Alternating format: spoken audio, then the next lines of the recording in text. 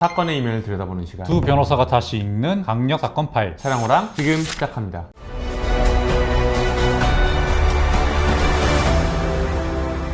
안녕하세요. 법무법인 태아의 최유준 변호사입니다. 안녕하세요. 법무법인 태아의 이호숙 변호사입니다. 우리 변호사랑의 새로운 코너 차량호랑의 두 번째 시간이죠. 실제 있었던 강력 사건들을 한결문을 토대로 팩트가 무엇인지 체크를 하고 스토리텔링과 법률 분석까지 함께 해드리는 코너입니다. 자, 이번 시간에는 이 사건 때문에 우리나라 대한민국 경찰에 오명이 생기기도 했었던 다시 있어서는 안 될 사건인데요. 인천 층간소음 살인 미수 사건입니다. 오늘 저희가 한결문을 토대로 팩트를 짚어드리겠습니다.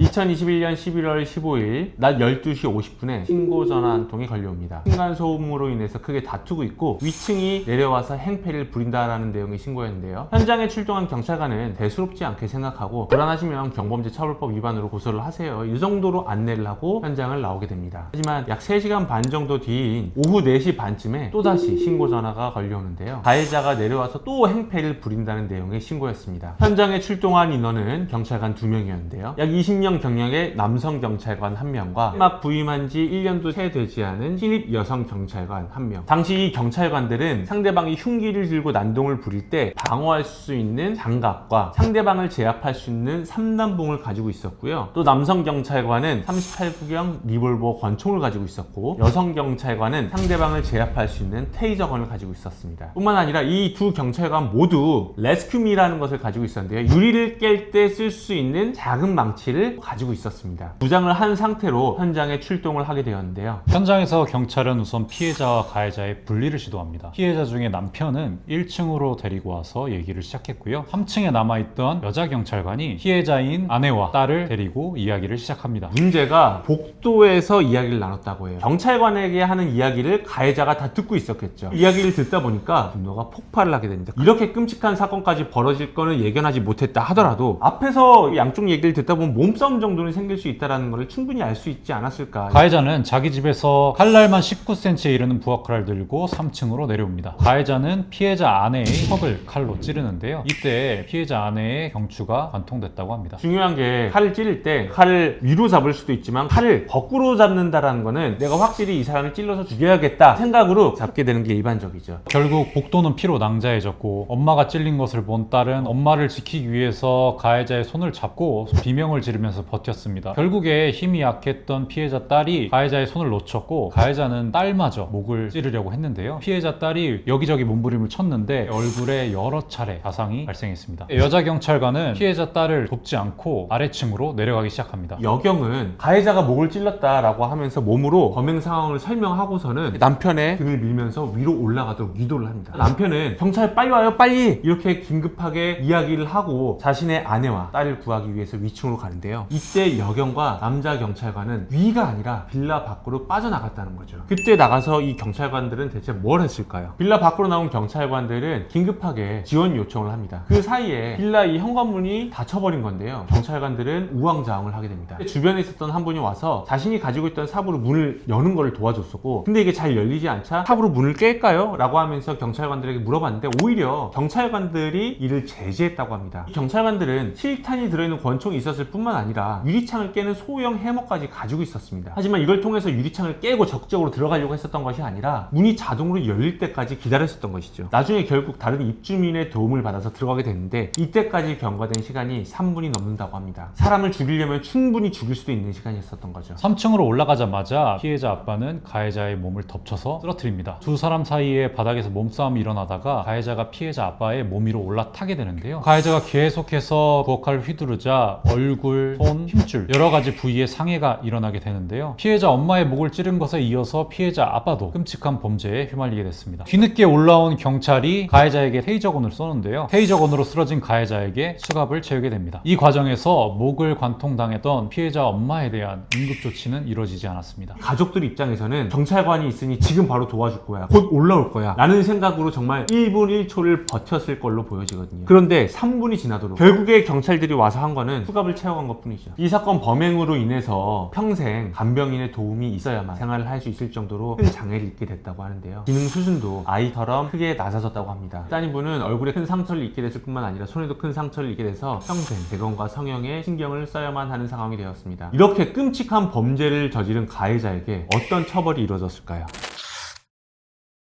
2022년 5월 27일 1심에서는 살인미수 등으로 징역 22년, 위치추적 전자장치 부착 10년이 선고되고요. 가해자가 대법원에 상고했지만 스스로 상고를 취하하면서 결국에 징역 22년에 전자발찌 10년이 확정되었습니다. 그때 당시 출동해서 현장을 방치했었던 두 경찰관에게는 직무유기에 따른 형사처벌이 이루어졌습니다. 최대 징역 1년형에 처하도록 규정이 되어 있거든요. 재판부에서도 징역 1년에 집행유예 2년을 선고하였습니다. 행정적인 징계도 살펴봐야 되는데요. 경찰관 2명 모두 해임이 되었습니다. 두 사람은 이 처분에 불복해서 행정소송까지 진행을 했는데요. 2024년에 대법원은 두 사람의 상고를 끝내 기각하면서 두 사람의 해임이 확정된 바 있습니다. 층간소음, 살인미수, 너무나도 중대하고 잘못된 범죄이죠. 하지만 사건 현장에 출동해서 이들을 방치했었던 경찰관의 책임이 더욱 무겁다라는 생각이 듭니다. 사건에서는 경찰관들의 잘못된 대처가 있었지만 우리나라 대부분의 경찰관은 이 사건이 현장에 있었다면 자기 몸을 아끼지 않고 범인과 사투를 벌였을 것이라고 믿어 의심치 않습니다. 앞으로도 채랑 호랑에서는 하나의 강력사건처럼 보이지만 강력사건 이면에 행정적인 부분, 법적인 부분, 그리고 공권력의 역할과 제도의 한계적인 부분까지 다양하게 다루는 시간을 가져보도록 하겠습니다. 저희가 다뤄주길 원하시는 궁금한 사건이 있으시다면 댓글로 남겨주시길 바랍니다. 댓글 남겨주시면 저희가 그 사건의 판결문을 확보를 해서 팩트가 뭔지 정확하게 짚어드리도록 하겠습니다. 지금까지 법무법인 태아의 최유준 변호사, 이호석 변호사였습니다.